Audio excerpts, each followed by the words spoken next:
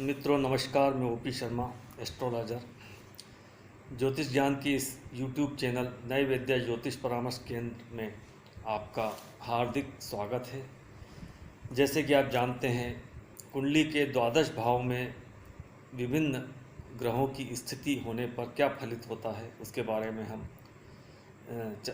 चर्चा कर रहे हैं, जानकारी प्राप्त कर रहे हैं। पूर्व वीडियो में हम मंगल के बारे में चर्चा कर चुके हैं। आज हम बुध के बारे में बात करते हैं। बुध, जैसे कि बुध बुद्धि व वाणी का कारक है। ग्रहों के मंत्रिमंडल में इसका स्थान राजकुमार का है। बुध नपुंसक ग्रह है, पृथ्वी तत्व, वैश्य वर्ण व रजो प्रधान ग्रह है तथा मधुर वाणी, सुंदर देह युक्त विनोदी स्वभाव, बुद्धिमानी का कारक है। बुध खट्टा मीठा स्वाद व हरे रंग का कारक है। बुध उत्तर दिशा का स्वामी है। लग्न में दिग्बली शरद ऋतु का स्वामी तथा दिन रात्रि बलि होता है। बुध त्वचा का कारक है तथा पाप प्रभावित होने पर त्वचा के रोग देता है। बुध त्रिदोषों वात कफ व पित्त प्रकृति वाला ग्रह है। मिथुन व कन्या राशि का स्वामी है। बुध कन्या राशि में 15 डिग्री पर परम उच्च व कन्या राशि में 15 डिग्री से 20 डिग्री तक मूल त्रिकोण राशि का फल प्रदान करता है। बुध कन्या राशि से 0 से 15 डिग्री तथा 20 डिग्री से 30 डिग्री तक स्वराशि में रहता है। बुध मीन राशि में 15 डिग्री पर नीच का हो जाता है। अश्लेषा, ज्येष्ठा व रेवती नक्षत्र का स्वामी है। बुध की महादशा 17 वर्ष की होती है। यह सूर्य व शुक्र को मित्र मानता है तथा चंद्रमा को शत्रु मानता है। मंगल, गुरु, शनि को बुध सम मानता है। बुध का रत्न पद्मा है। अब हम बुध के कारक के बारे में बात करते हैं। बुध वाणी, बुद्धिमत्ता, विवेक, शिक्षा, लेखन, गणित, शिक्षण, ज्योतिष, व्यापार, प्रकाशन, डाकिया, वाक्पटुता, तर्क, स्पीड, अकाउंट्स, मेडिकल, ज्ञान, नृत्य, नाटक, मूल्यमान, मितव्ययता, ठंडा, उतावलापन, व्यापारी, तार्किक, साहित्य, वाणिज्य, पर्यटन, वकील, ज्योतिष, पुस्तकालय, कपड़े, खाद्य पदार्थ, कोरियर, पत्रकारिता, कंप्यूटर, संपत्ति के कागजात, वाणिज्य, मौसी, मामा, दत्तक पुत्र, स्कूल, कॉलेज, प्रशिक्षण संस्थान, संपादक, संवाददाता, हरा रंग, मित्र इत्यादि का कारक है।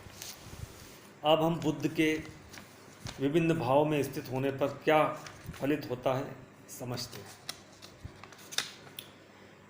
बुध का लग्न में स्थित होने पर, लग्न में बुध स्वराशि या उच्च राशि में स्थित हो तो पंच महापुरुष योग भद्र योग बनता है। लग्न में बुध दिग्बली होता है।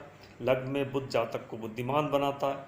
जातक विद्वान होता है, मिलनसार होता है, विनोद प्रिय होता है, प्रत्येक विषय में गहन अध्ययन करता है, यात्राओं का शौकीन होता है। जातक सुंदर, दिखने में युवा, कार्यकुशल, शांत स्वभाव का, धैर्य युक्त, गणितज्ञ होता है। जातक को स्त्री सुख व संतान का सुख प्राप्त होता है। अपनी बुद्धि व व्यापार क्षमता से धनवान होता है। व्यापार में लाभ होता है। लेकिन बुध द्विस्वभाव ग्रह है, पाप ग्रह युक्त हो तो बुध पापी हो जाता है। लग्न में स्थित बुध त्रिग्भाव का स्वामी हो या पाप ग्रह युक्त हो तो शुभ फलों में कमी होती है। बुध यदि लग्न में हो तो जातक बुद्धिमान माना जाता है। अब हम बुध की बात द्वितीय भाव में स्थित होने पर जो फलित प्राप्त होता है उसके बारे में बात करते हैं। बुध द्वितीय भाव में जातक को विद्वान, बुद्धिमान बनाता है। मधुर वाणी होती है, लेखक होता है, शिक्षा अच्छी होती है, अच्छा व्यापारी होता है, धार्मिक होता है, दयालु होता है, दानी होता है, धनवान होता है। लेकिन बुध पर अशुभ ग्रहों का प्रभाव हो या बुध नीच हो तो परिणाम अशुभ होते हैं। मानसिक परेशानी होती है, त्वचा के रोग हो जाते हैं, विद्या प्राप्ति के लिए अशुभ होता है, वात रोग होते हैं, धन संचय नहीं होता। बुध का तृतीय भाव में स्थित होने पर फलित।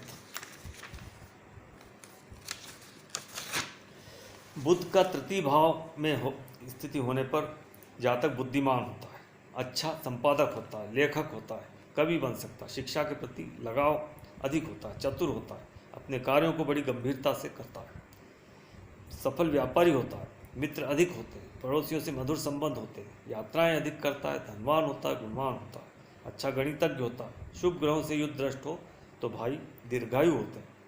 अशुभ ग्रहों से युति दृष्टि हो तो अशुभ फल देता है। बुध के अब चतुर्थ भाव में स्थित होने पर फल।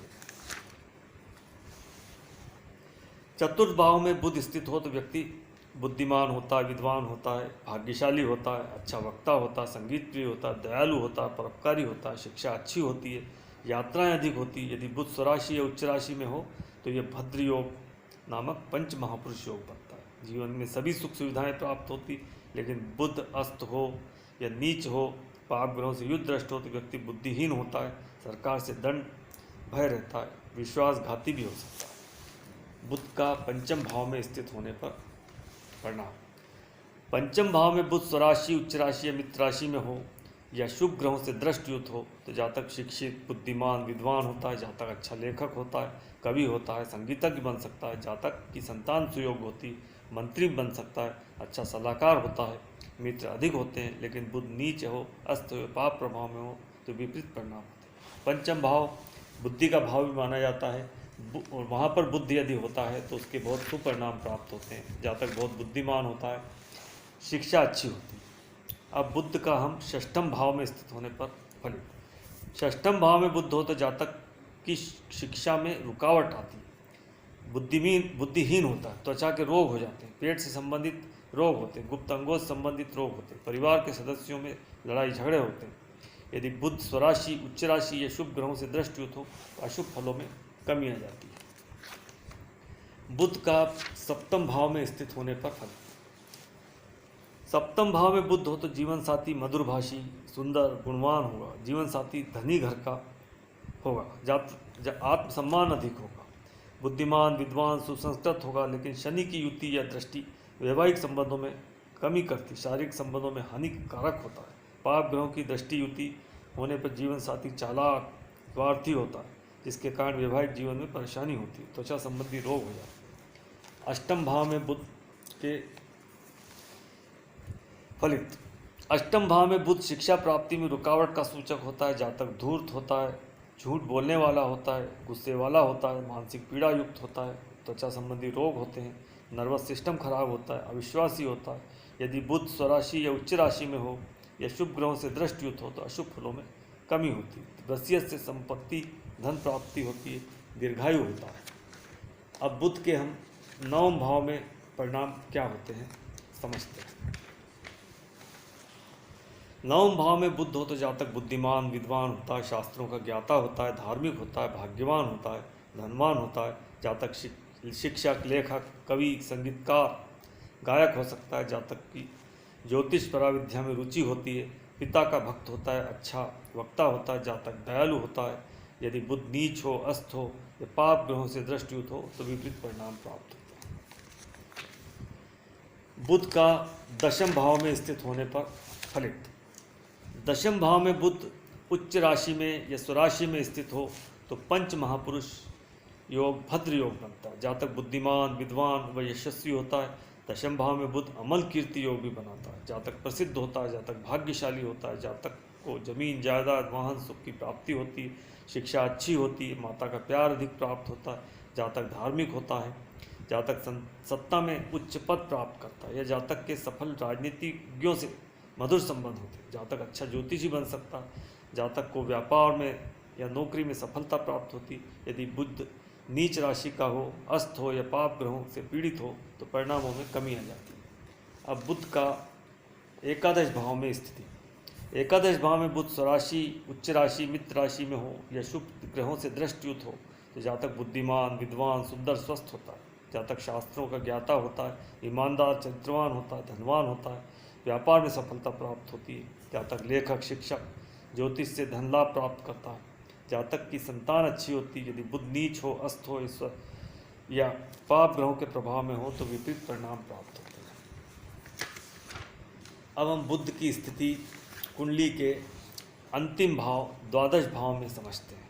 द्वादश भाव में बुध व्यक्ति को बुद्धिमान, विद्वान बनाता है, लेकिन चतुर, धूर्त, चालाक, मक्कार भी बनाता है, शास्त्रों का ज्ञाता होता है, दान पुण्य करता है, संतान कम होती, यात्राएं अधिक करते हैं। यदि बुध नीच राशि में हो या पाप ग्रहों से युद्ध दृष्ट हो तो जातक के परिस्थितियों से संबंध हो सकते हैं, रोगी हो सकता है, त्वचा संबंधी, नाड़ी संबंधी रोग होते हैं, धन की हानि होती है। इस तरह से ग्रहों के राजकुमार बुध का कुंडली के द्वादश भाव में स्थित होने पर क्या फलित होता है उसकी जानकारी हमने की बात की। नमस्कार।